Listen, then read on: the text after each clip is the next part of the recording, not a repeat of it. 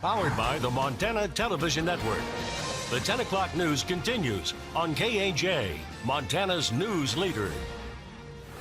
Neighbors in the Southern California community are still reeling after investigators found 13 children malnourished and some chained inside their homes. Their parents are now accused of facing torture and child endangerment charges. Investigators say that the couple's 13 children are being held captive, and their 17-year-old daughter managed to escape and get away, crawling through a window to call for help. That's when authorities made the disturbing discovery, including 3 of the children chained to furniture. We noticed that the children were malnourished, it was very dirty, and the conditions were horrific.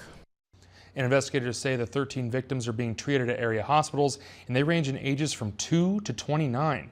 State records showed the siblings were homeschooled and that the father was listed as principal of a day school at the same address. David and Louise Turpin are being held on $9 million bail each, and they're expected to be back in court on Thursday. The doctor accused of sexually abusing some of the nation's most elite young gymnasts returned to a Michigan courtroom today. During a 4-day sentencing hearing, his victims are bravely telling their stories, some with graphic detail. Gymnast Alexis Moore was 9 when she first saw the Michigan sports doctor for a broken pelvis.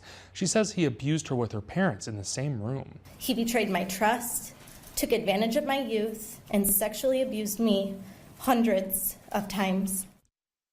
And Larry Nassar's accusers include Olympic gymnast medalist Ally Raisman and Simone Biles, and he has pled guilty to molesting 7 women, but dozens more will speak during the 4-day sentencing. Prosecutors are hoping to put him away for the rest of his life. White House physician Ronnie Jackman gave President Trump a clean bill of health days after performing his first medical exam of his presidency. The president's overall health is excellent. And at 75 inches tall and 239 pounds, Dr. Jackson says he expects the 71-year-old president to remain in good health throughout his presidency.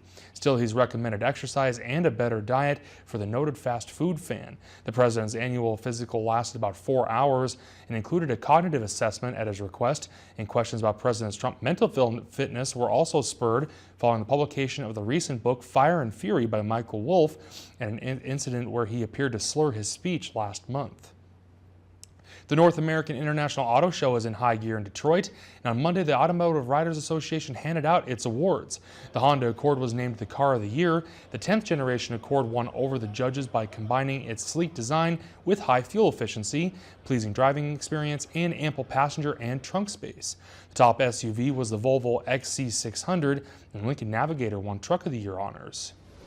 And coming up, Montana leaders are providing more details about how they'll serve people with developmental disabilities after the state takes over targeted case management from contractors. Find out what their plan is next.